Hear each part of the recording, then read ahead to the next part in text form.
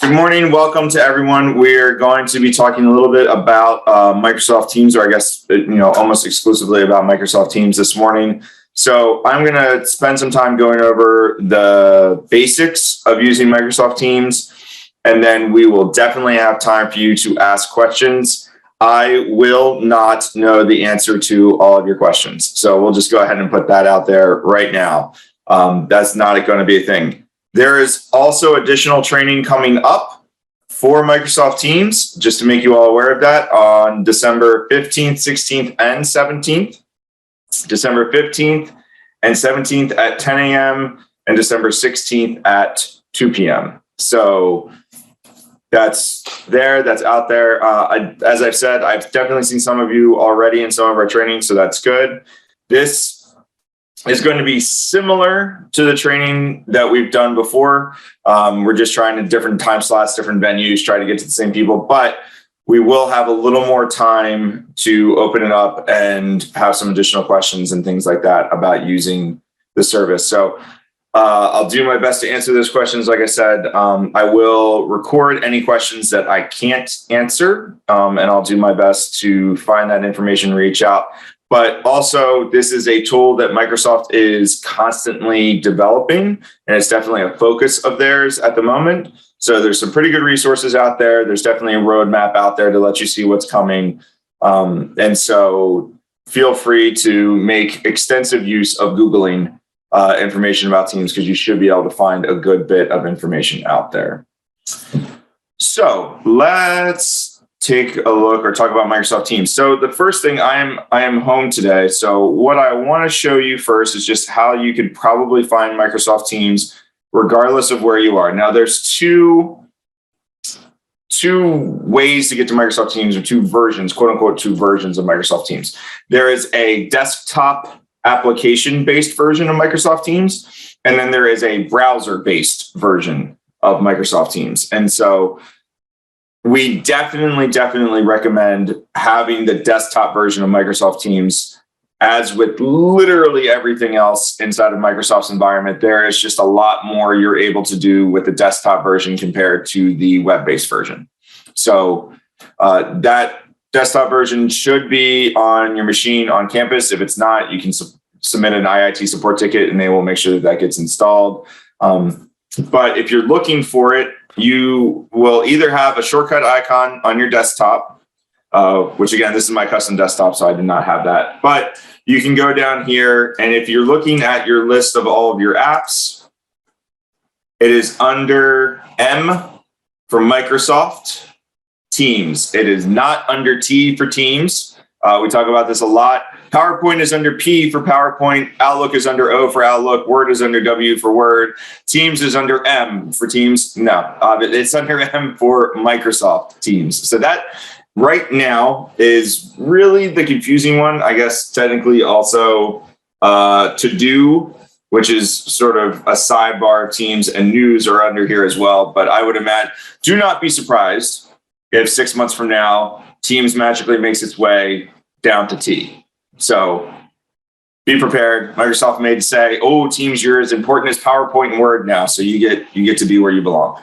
But that's where you can find Microsoft Teams. If it's not on your desktop as a shortcut, you can just go down to the Start menu and get that and find it that way. And so when you have Teams open, it looks like this. I'm in the chat area of Teams right now.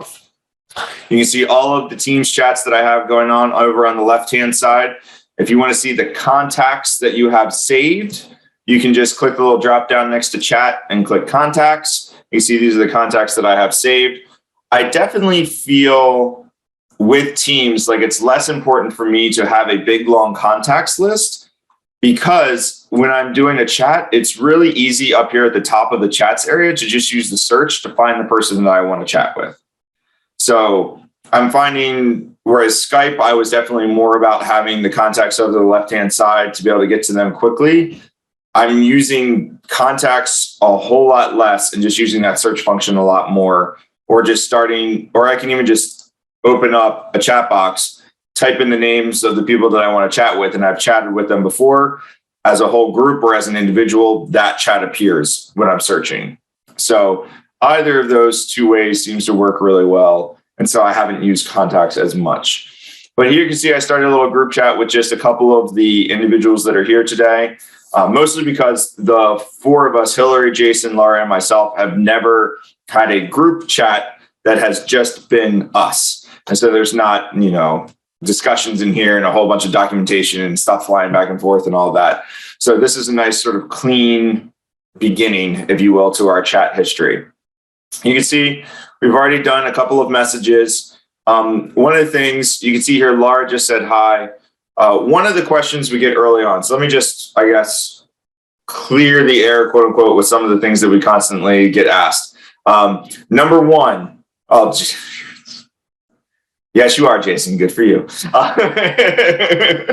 And so number one is Google is not going away. There is no plan on the roadmap to remove Google. I know this question got asked a lot when we were doing our migration over from our self-hosted version of Outlook over to Microsoft 365, which all of our students were already on. So they were already using that system. We just also migrated over our stuff to increase mailbox size and integration and all that, a whole bunch of positive things about that. But there was definitely a lot of questions that said, I've heard that we're moving away from Google, that Google's going away, that we're no longer going to use Google, blah, blah, blah, blah, blah. Not true.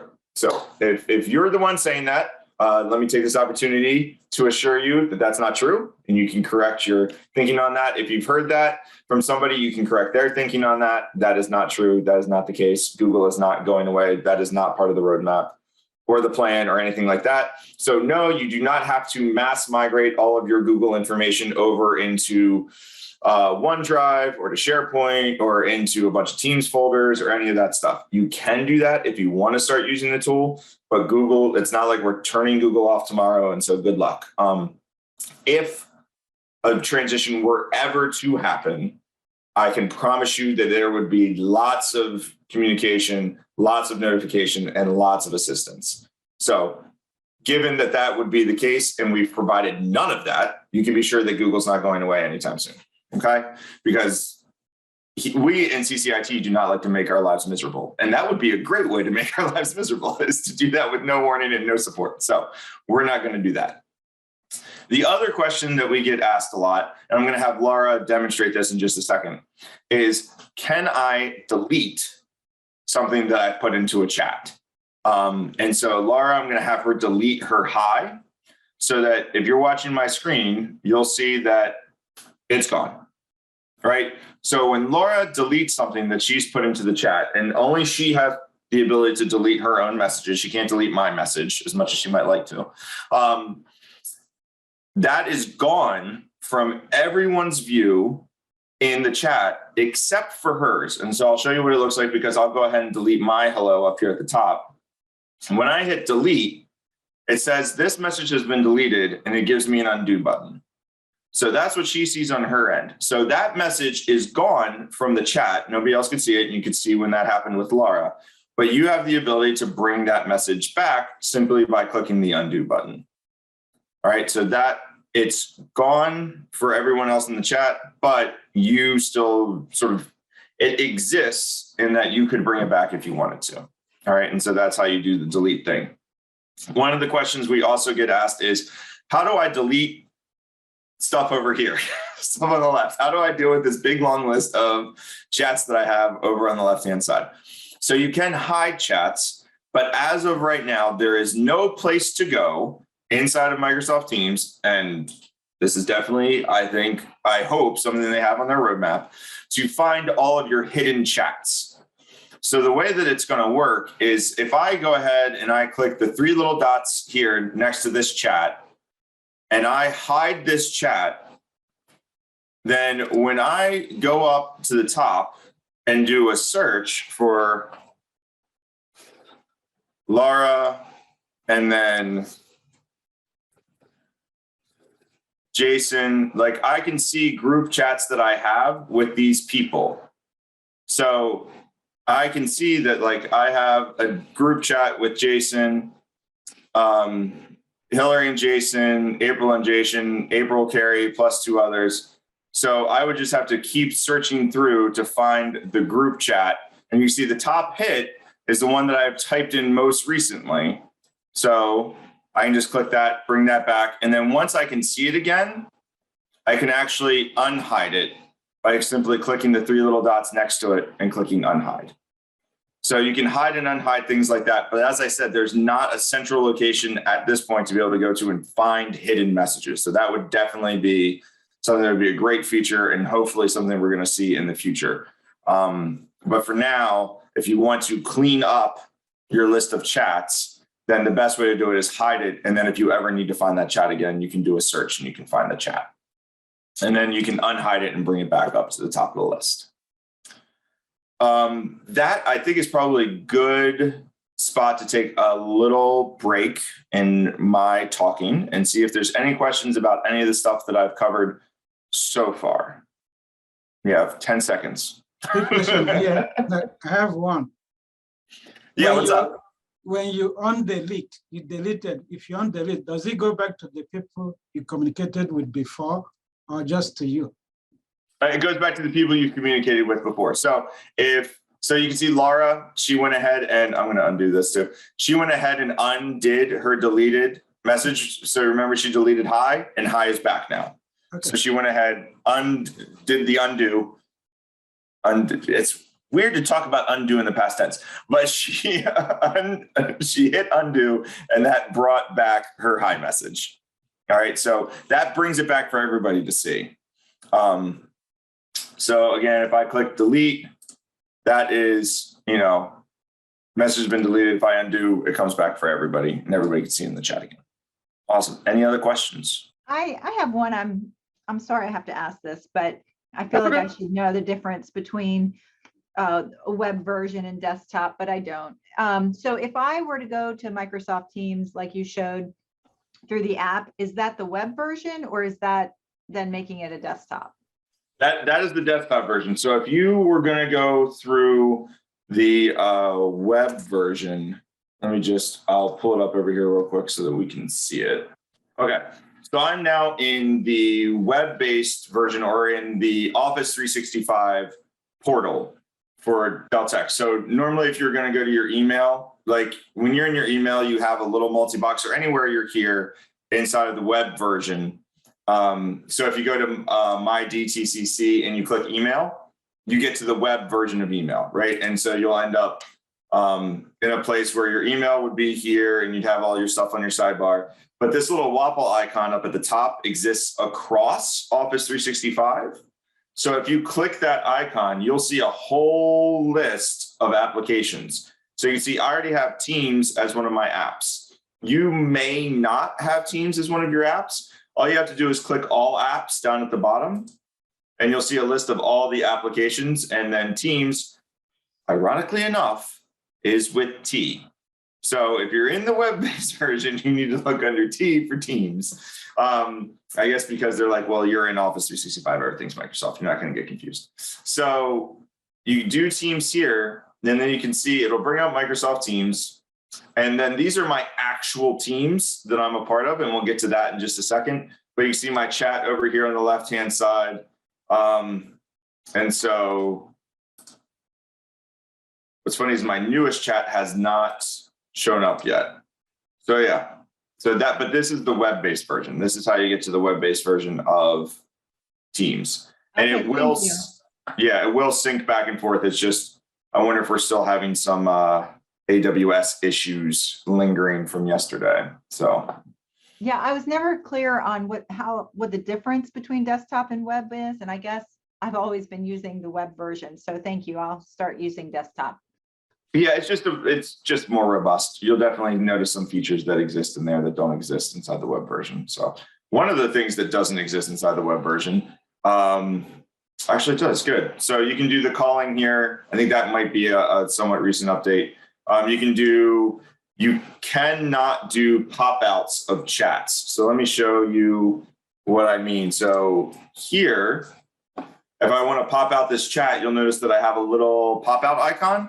So I can have this chat be its own separate little window, which means that I can keep this chat up and be chatting with people in this group off to the side while I'm doing other things inside of Microsoft Teams, and I won't lose this chat. So if I minimize this, you can see like now I can go to my Teams, right? And I can look at my team stuff, but my chat doesn't go away. So I can navigate around inside the app, but this conversation that I'm having over here stays outside and separate. Instead of, oh, somebody typed to me, I have to go back to chat, leave what I was doing, then come back out to what I was doing, right? If I'm having a conversation with somebody and they're asking me to look for something inside of Teams, or I know I'm going to be navigating inside of Teams while I'm chatting with them, definitely use the pop-out feature, which is not something that you can do in the web-based version. So using the pop-out allows you to multitask inside of Teams by using both the chat feature and then all the other features that are available to you in there. So speaking of the other features. Can I ask a question real quick? Yeah, before we absolutely. move on? So if I'm working from home, what is the recommendation on my home computer? To download the app to my desktop or to work with the browser based? I would download the app to my desktop. That is what I have done. Okay. And that's, yeah. And then you link it to your Dell Tech account. Basically you sign into it using the same sign in that you would use for your email or any of the other Microsoft products that Dell Tech has. Okay. So should I download the app from within Delaware Tech or go out to Microsoft Office and download it from there? Either way is fine as far as getting the app itself, but you can definitely get the application through the web-based version because you can go to, if you click this little waffle icon, wherever you are, there's a spot that'll say Office or Office 365.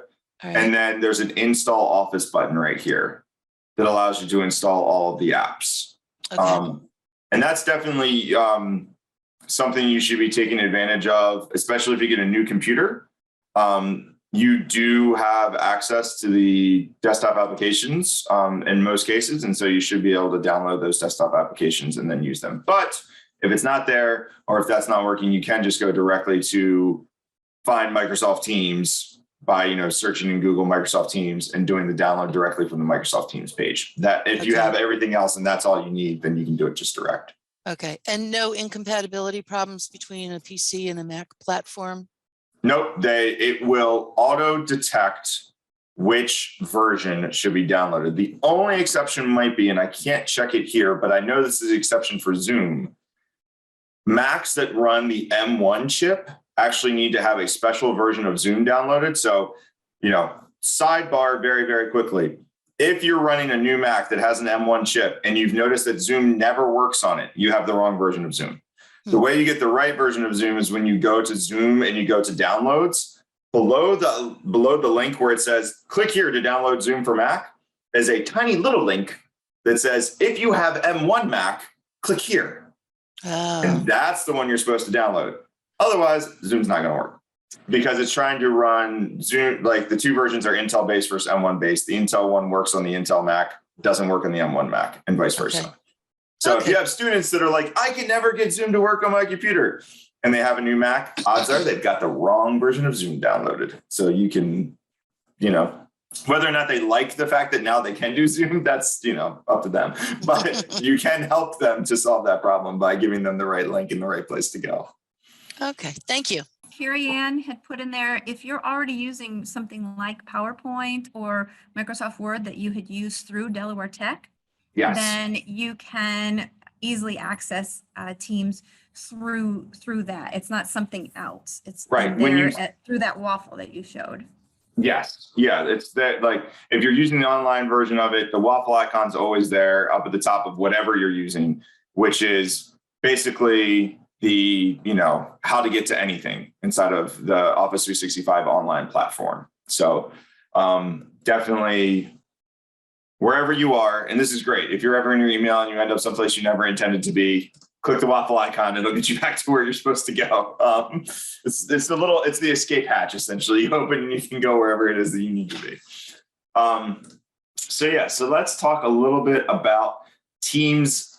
Let's talk about some of the stuff just quickly inside of chat that we can do, and then we'll talk about Teams, the Teams aspect of Teams, which is weird, but That's how it works. So you can share files inside of Teams. I actually do this pretty regularly with people. In fact, if you look, Carrie usually is the one. Yeah, so you see I have links, like I shared stuff with Carrie all the time. That is, you know, basically this is how, like, for us, we do those QARs for you guys. And so if the team needs the QAR, I can just drop a file directly to them through that. So if you want to share a file with somebody, you can do that directly through the Teams chat, which makes it super, super easy. And they just download that file on their end and then they have it. That is not a collaborative thing. If you want to do it collaboratively, then you can put it inside of Teams itself. So let's talk about that. So here I have all the teams that I'm a part of, right? And you see here's the Skype to Teams team. And so we have teams for everything. But if you go inside of our, you know, CCIT work group area, you'll see that there's a files area. So the way that you create a team is you can click right up here, join or create a team. And then you just create a team, you name the team, you can give a description, right? You can make it private or public. Private's probably what most of you are going to want to do. So, you know, we'll just do this and then click next. And then I can start adding people to my team just by typing in their name. It'll find them inside of the Deltek system and I can add them to that team, right? And I can also skip this for now. If I'm like, I'm just creating a team right now, I'm going to get the team built. I'm going to get the files in there, right? I'm going to get the structure set up, and then I'm going to invite people into it. So you don't have to add people right away. You can always add people after the fact if you want to build your team and then bring the people. So you can do posts right here within the team. So essentially there's a Teams chat within the team that stays inside of that team. And so that is here. So again, it looks just like the chats area. And this chats with everyone that's inside of this team. So instead of trying to go to Teams chat and coming up with all of the people that are in your team and creating a chat that way, you can just very easily do it right here in the posts area of the teams. And that way you're not trying to build a whole separate Teams chat for that team that you're working with, right? It does that by default. There's also, like I said, the files area, right? This is probably, let's see, it's either because it's new or it's because we are still not up and running 100% yet. So let's see. Okay, we're good. So here's the files area that we have for our CCIT group. That may be, we may not have files there yet because we just set up the group. So it may take it a second to create a files area for it. But you can see that we have folders, so you can create folders inside of this area to organize your information. You can have just individual documents inside of here. And then once the document's there, you can see anyone within the team that has editing permissions for these things can modify it, right? So this is a way, if you have a team that you want to create that's for a particular project, right? And you have files that are associated with that project that you want everyone to be able to modify, edit, and work on, you can put those files here in this area, and you can actually create the file right here as well if you want. So you can add in files by doing upload. You can also just create a new file here, and you can see we have Word doc, Excel, PowerPoint, a OneNote, and forms for Excel as well. And then you can also use this area to create a folder. And so, yeah, that's a little bit. Everything is stored inside of SharePoint. So you see there's this open in SharePoint option. Microsoft is starting to change a little bit about how they store files. So it used to be that everything that would be in a team would be stored in Teams and sort of have like a Teams URL that you would be able to get to. And then stuff stored in SharePoint would have a SharePoint URL or web address, and that's how you get to SharePoint. And stuff in OneDrive would have a OneDrive web address, and that's how you could get to that stuff. And Microsoft was like, well, that's confusing. We're not doing that. And so they're definitely starting to work towards making everything a SharePoint URL so that everything directs back to, so it's all stored locally in SharePoint, and it's just how you access it through these various different portals. But yeah, and then you can see over here, we have what are called channels. And so you can add a channel. And what's great about a channel is let's say that you want a team that is your department, and then you want a channel that are your projects, which is how we have this set up. So instead of making a team for every project, you can make a channel within your team for those projects. And you can see that I actually have hidden channels here, channels that I don't need to worry about what's going on because I'm not part of that particular project, or that project is put on hold, or whatever the reason is, right? So if I want to hide any of these channels, I can just click on this, click hide, boom, puts it right down there at the bottom, hidden channel. If I need to bring any of these channels back, then I can just do click show, and it'll show it here in my list, right? So that's what this here is, what I kind of hope we eventually see down here at the bottom, which is, show, these are how many hidden conversations you have. I would love to see like 22 hidden conversations where they now have like it lining up with these 10 hidden channels. So this is what makes me hopeful that this will get fixed somewhat soon, because this kind of already exists here in this area. Any questions about setting up teams or, doing any of that stuff with file uploads, folder uploads, things like that? This is sort of the next step that we don't always get to with the basic training. How about deleting folders or files? Yeah. Is the person who uploads it sort of have ownership of it, or can everyone edit it, or could anyone possibly delete it? Yes. So if you are, depending on your role within the group, and you can see here, all of us are listed as owners. You have those permissions. So like I could delete anything within this group because I'm an owner within this group. If I was simply a member within the group, I wouldn't necessarily have those permissions to be able to do that. So yeah, this is definitely one of those things where you do, to some degree, and April's in here, so she'll appreciate this, because April accidentally deleted one of my pages I was building in D2L once, and we joke now that that's a never ending thing. So that can happen because look, she's shaking her head. She knows. So, but that I only bring it up, April, because they asked the question. So yes, I could go in here and I could delete these things, which is why you need to be very careful about who you give owner permissions to and who you give member permissions to, and you're communicating with your team about how those things happen. So yes, that's definitely something. So you can see I can delete these folders or delete these documents. All I have to do is click on it and click delete. Okay. So, and how do you set the permissions? So if you go next to the group here, there's these three little dots, and you click manage team. Then you can see here the role for each team member over on the right. And so you just change it. Actually, I don't see anything. Oh, I see. Way to there. Okay. The people's faces are covering it up. I see it now. Okay. Okay. So yeah, so that's over here where it says role, and you can see we're all owners. You can make them just a member. Okay. So, and then you can see here are member permissions. Then there are guest permissions. Whether or not you're going to allow emojis, which, and then you can set up, we have team expiration dates for teams that are done on the systems end. So you definitely want to check this and see if this is going to expire before you're going to be done using that particular team. And so you would want to reach out to IT and have that extended for that team before that expiration happens. So you can see right now, this is not until August 27th of 2022. So plenty of time in the future, and this is something that we can probably change the permissions of. And so if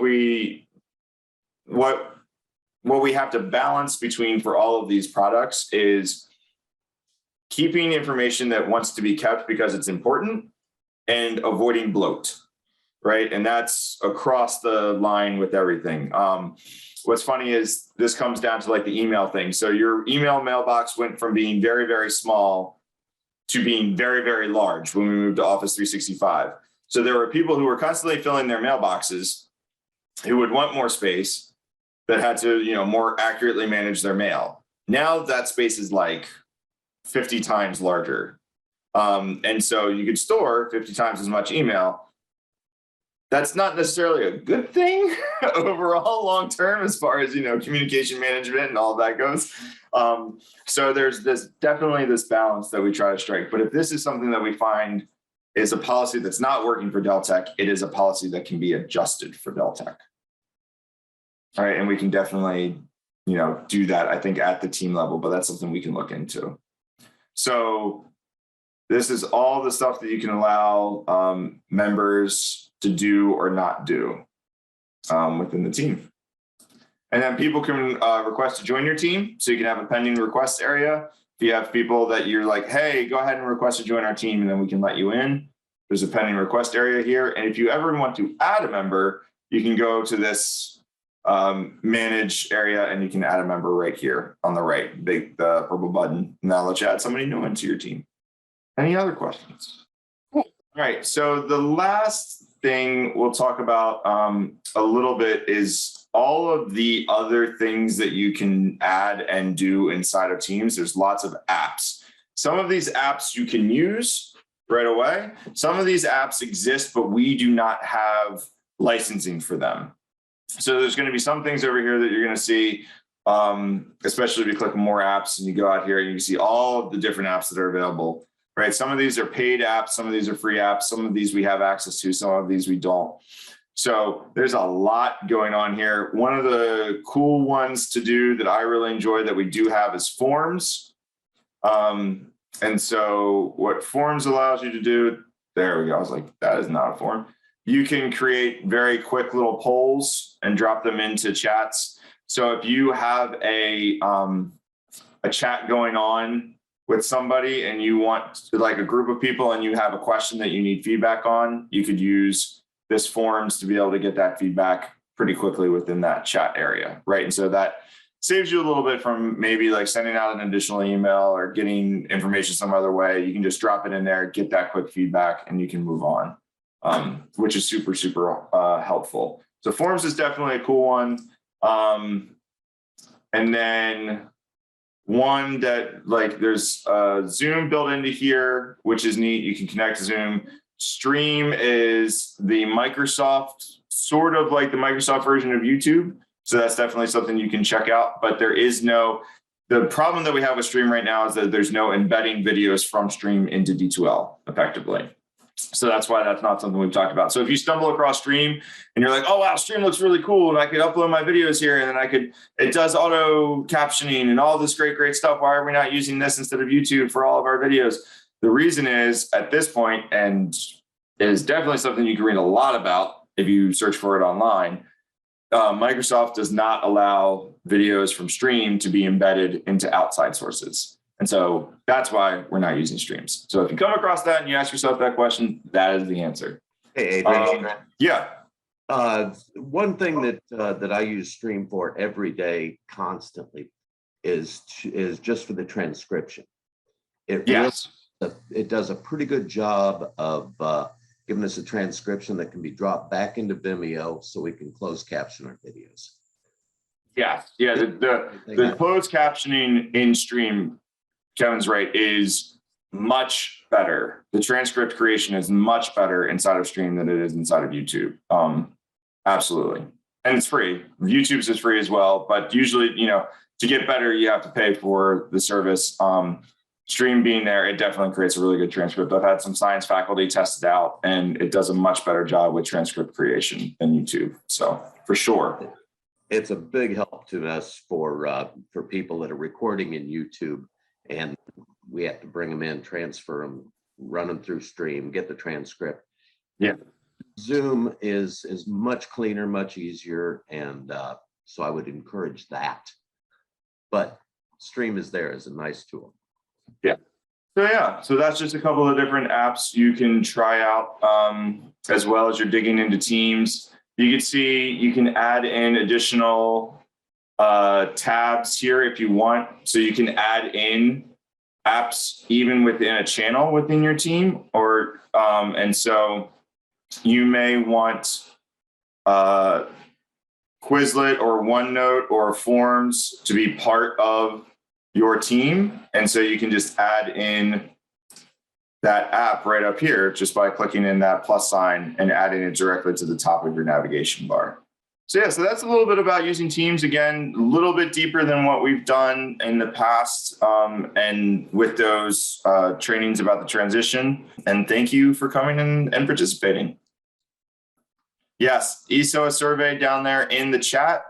If you could please click that link, that would be wonderful. We didn't get the lunch. You said there was a lunch and learn. What is the that? lunch? Oh, What I is don't the have lunch. pack? Lunch, it's BYOL. Bring your own lunch, which I don't even have one yet. So I've got to go get my lunch.